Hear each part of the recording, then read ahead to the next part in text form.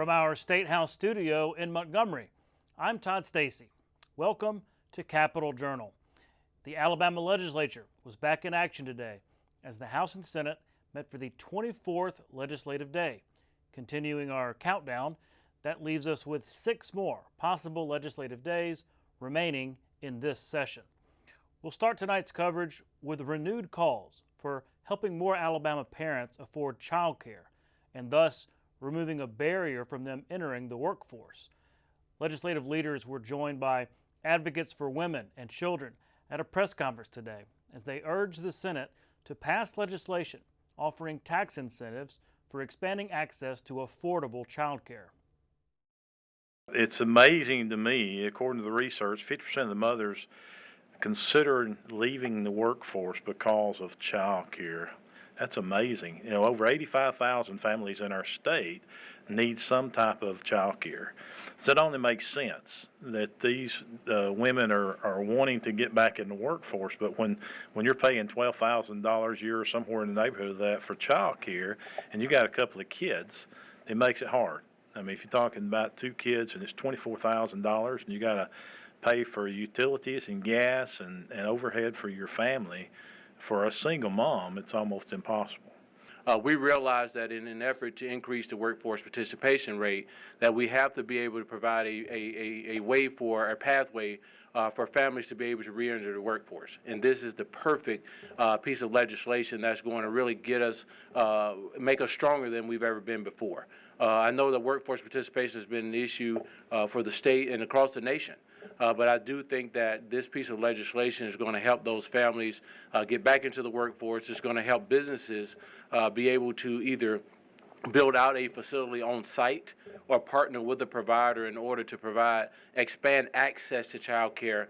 And then the credits will also help those working families be able to get some money toward paying for child care. And so the accessibility, the affordability is important, and then the quality. House Bill 358, the child care tax credit, has passed the House and is now awaiting action in Senate committee. I'll talk in more detail on this issue with Senate sponsor of that bill, Senator Garland Gudger, later in the show. Speaking of the workforce issue, the Alabama Department of Human Resources is rolling out several initiatives in collaboration with the Alabama Community College System. These programs target various groups from aspiring college students to citizens with prior incarceration, aiming to secure sustainable employment.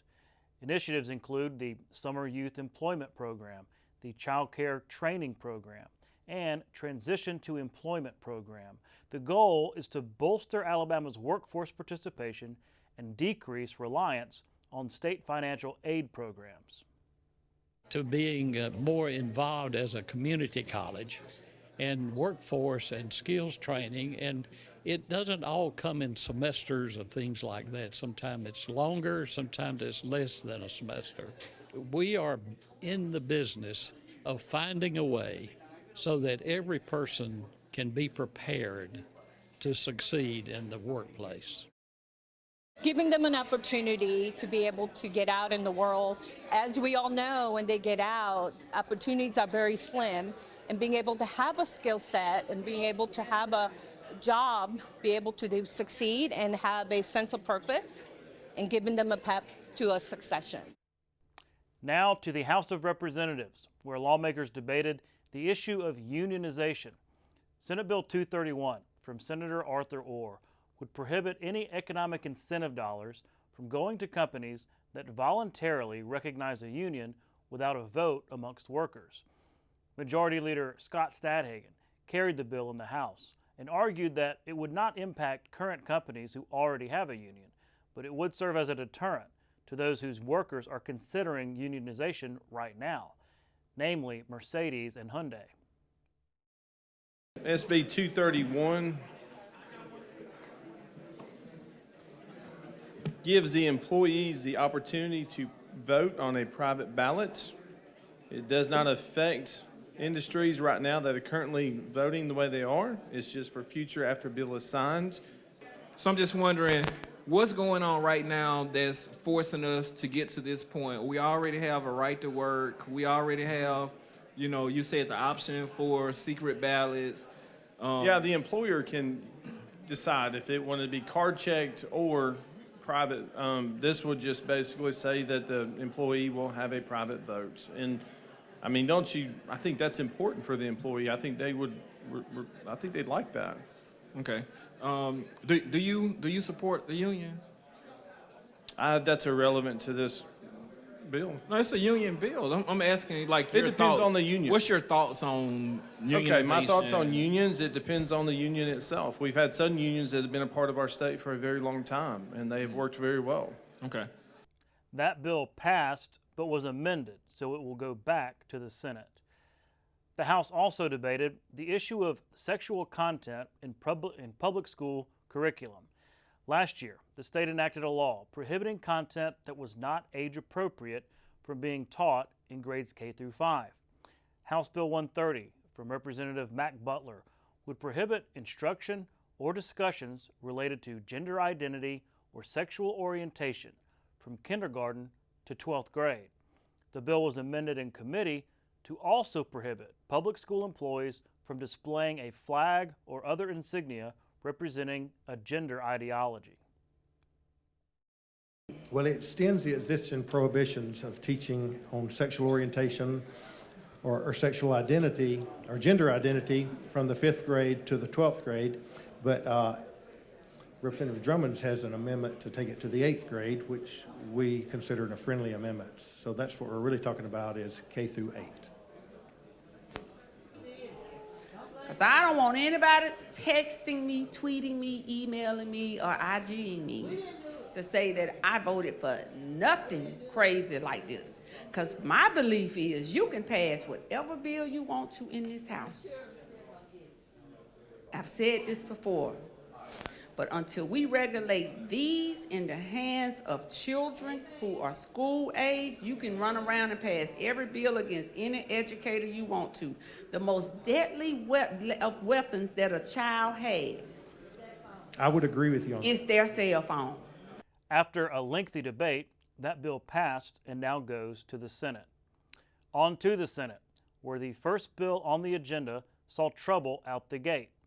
Senate Bill 135 from Senator Andrew Jones would establish an integrated network for veterans' health care, specifically targeted toward mental health, substance abuse, and suicide prevention.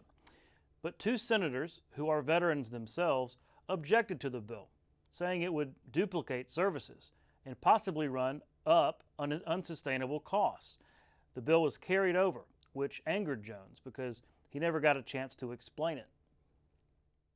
You can't create or help people get through the layers of government when you add another layer.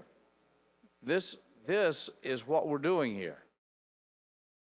I'd ask Motion to the carry Senate over. members to talk to the physical officer. All those in favor say aye. Aye. All those opposed say aye. No. Or no? No. Sorry. All right. I'd like to keep discussing the The ayes have it. That bill is carried over. And frankly, I'm a little appalled at the tactics of my colleague to come in here and just carry something over that we haven't All even. right. Senator Jones, When did you you come? don't need to just Yeah, keep it on. All right. I'd like to know. Hold on. We can't have discussion, though, on point of personal privilege. Okay. Well, All right. Let's go to the next bill. can I finish my point? Sure, yeah. Just we can't be attacking other senators on the floor, right? Thank you, Mr. President. All right.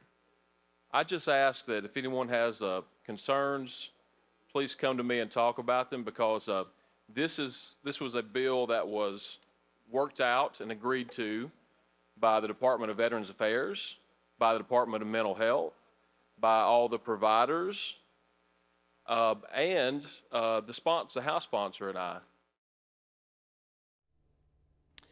That bill could come back up, but it would take unanimous consent of the Senate body. The Senate also took up and quickly passed a bill to adjust Alabama's election qualification deadline so that President Joe Biden doesn't get left off the November ballot. The issue is that the Democratic National Convention won't officially nominate Biden until Alabama's statutory qualification deadline has already passed. But Democrats and Republicans seem to all agree on Senate Bill 324 from Senator Marika Coleman that would fix the problem. We would not have been able to drop the bill to make sure that the entire caucus had the opportunity to be co-sponsors. So thank you so much for that. And again, this is an opportunity for all people in the state of Alabama to get a chance to support the candidate of your choice. I think the idea that we have open and true and solid debate in the political process is something that is very important, not only in Alabama, but in America. And the idea that we would make sure, as has been done in the past, in the other direction, that Republicans needed support on a particular theme related to allowing presidential candidates to make the appropriate timing. I just want you to know that I support this, and I know that I've gotten word from the Republican Party at the state level. They were supportive as well, and so I'm glad we were able to move this quickly. When we come back, I'll sit down with Senator Garland Gudger about that child care tax credit, the gambling issue, and what's next on occupational licensing. Stay with us. You can watch past episodes of Capital Journal online at video.aptv.org.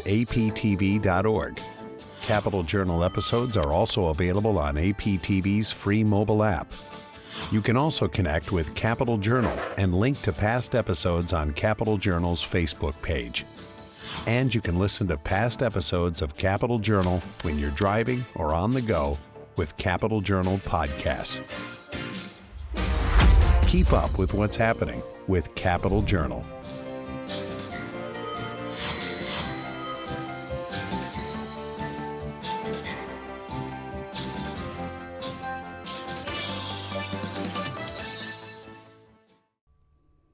Welcome back to Capital Journal.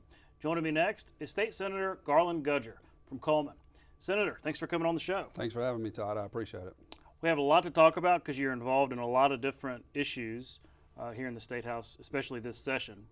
I wanted to start with the child care tax credits. Okay. You were sponsoring this alongside Anthony Daniels. This is part of the broader workforce agenda of bills, the Working for Alabama agenda of bills. But this one really seems to hit home for a lot of people because throughout the pandemic and after, child care really came into focus in terms of a barrier to the workforce. That's right. You know, there's so many people that are trying to go back to work. They want the opportunity to go to work, but when they get their paychecks, what they do with it is pay just for child care. And so we're trying to be able to give a tax credit and supplement the businesses and the licensed daycares so that they are able to go to work, still have a paycheck, and still put food and put gas in their car and food on their table. And so you shouldn't be an Alabamian in today's society and worry about being able to go to work versus being able to take care of your children. So how would this bill impact it? I know it's a tax credit kind of system. It is. It's in 3 different ways that it can get the tax credits anyway, to the individual child care developments that are there that are licensed throughout the state, to the employers, and then to the employers as far as building these within. And so from that gives different ways to be able to give those tax credits back to help the Alabamians that are trying to get back to work, especially women. What we've heard throughout this whole process with HB 38 is that women really want to go back to work and they're not really as able to, especially single mothers. This is a way for those particular workers to get back into the workforce, which it sounds like overwhelmingly they want to. It's been interesting for us to be able to really see the need. If you go to industry, small business, even big box, the number one thing that we hear from the owners is we need more workers, more skilled workers. Women definitely need to be there, but this whole bill would be able to bring a whole new set of workers back into the workforce, and that's really what it does in the end. Yeah, and what's the feedback been from employers to say, like, okay, look, if there was a financial incentive, then yes, we would invest in child care for our employees. Have they been receptive to that in terms of the idea? They have, anyway. They understand that by investing, they're going to be able to have better quality workers, better quality products coming out, and at the same time, they're giving a peace of mind to the mothers and the fathers that are allowing their children to be at a licensed daycare where they haven't had that in the past. So not only they're, like I said, providing for their family, getting a paycheck, being able to take care of your basic needs that they need for their families, but they also know that their child is taken care of in a safe environment each day when they come back from work. Okay, so it's Mr. Daniels' bill that's moved in the House. The House passed that late last week. now in the Senate. Where are we in the process? Because we've only got, what, 6 more days left? 6 more days, and so where it is, that allows approximately 2 to maybe 3 weeks, depending on how we use those days. But it's going to be in committee coming up in the Education Trust Fund, Senator Arthur Orr's committee, where we're hoping for that this week, but we're passing the budget this week, so chances are it'll be next week. But there is an army of people here in the State House working everyone on the Senate floor to make sure that that gets on for next week. Well, the one thing I'll say, I mean, it passed overwhelmingly in the House, and this idea has been around for a couple of years. I know y'all have been working on it. And it's not really specific to this bill, but there has been some pushback just on tax credits in general, right? Because so many things kind of get wrapped up into tax credits. Some kind of little things get wrapped up. And so there's this idea from some that, okay, we're getting a little over our skis in offering tax credits for everything. How do you respond to that as a criticism of the way we're paying for this? And do you think that's going to be a barrier to getting it passed? Personally, I think it's always a barrier to get it passed, because part of our job is to be responsible for the money that's coming in, making sure that we spend that in a wise direction, wherever we're spending that. So number one, we have to look at the 30,000-foot view of where is Alabama? Where is our budget? Number two, we understand that we need more workers in the workforce and that we need to be able to go ahead and place this tax credit in. We try to make a balance of where one of the largest tax credits that's on the books now will be coming off in a year and a half, and that's when this particular bill would be implemented. So we're not duplicating on top of one that's already in place, hurting the financial stress that's on Alabama, or could be financial stress on Alabama, but waiting until that takes off before this particular bill is implemented, so that we're not really doubling up on those tax credits. Obviously, you put a lot of thought into that timeline. Let's move on to the opioid settlement issue. All right. You have co-chaired this committee that, man, y'all have had a lot of long meetings from all the different stakeholders. And of course, I'm talking about it was $250 million, maybe more than that now. That's more than that. Upwards of $300 million or more that the Attorney General has negotiated and won for the state of Alabama from these opioid producers and all this. So it's meant to go towards a lot of different things in terms of prevention and mitigation and all these things. But I know the committee's been working. There's now a bill been filed by your colleague, your co-chair, Rex Reynolds. Talk about this just kind of generally and what y'all have agreed on in terms of where to go. Okay, so each year, that particular money that you just talked about, we have had very, very long meetings, 4 or 5 hours at a time, listening to everyone that has come to wanted to present in front of us, from UAB's medicine, School of Medicine to Auburn's, Alabama's, and then a ton of individuals that have come to us to talk to us about prevention and treatment within their own rural areas and urban areas. Through that, we said, what is the best way to do that? This also obviously affects mental health. And so we have created a fund within mental health. So a lot of the smaller agencies would be able to have grant funds that would go through and apply for grants to help people all over the state for this treatment. The money you talked about is going to be spread out probably over a 10-year period. So each year we're going to try to spend about $30 million. And that goes, again, for each year as reoccurring costs come up. And if you have been productive and you have a return on the rate of the money that we've given you, and how have you taken that to implement into our state plan, then you can come back the following year for more money. If it's something that we thought might work but didn't, then chances are we're going to take that money and implement it somewhere else for prevention, or mental health, or suicide prevention, and things like that.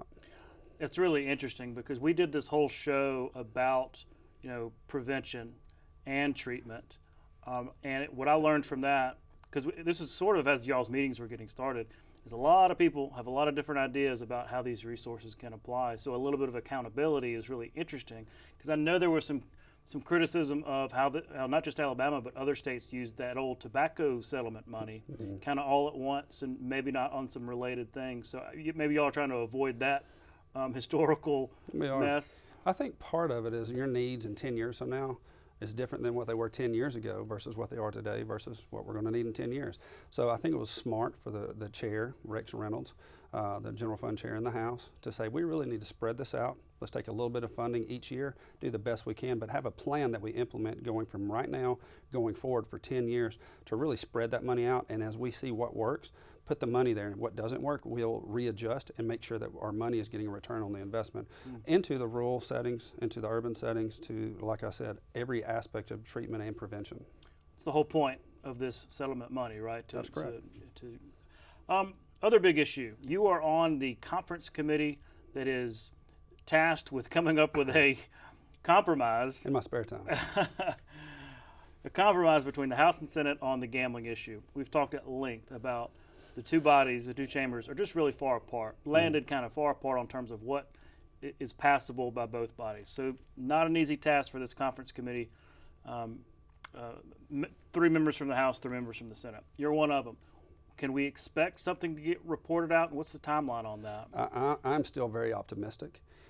We have asked LSA to really draft the differences in the 2 bills, right? And there's 2 bills there, obviously the constitutional amendment and then the enabling. And so we've asked them to do that on both bills so that we're really able to see what the House placed in versus what the Senate placed in, talk about each one and see which one is best. We're having that public forum tomorrow at 2 o'clock. We're going to go through that with LSA, the conferencees.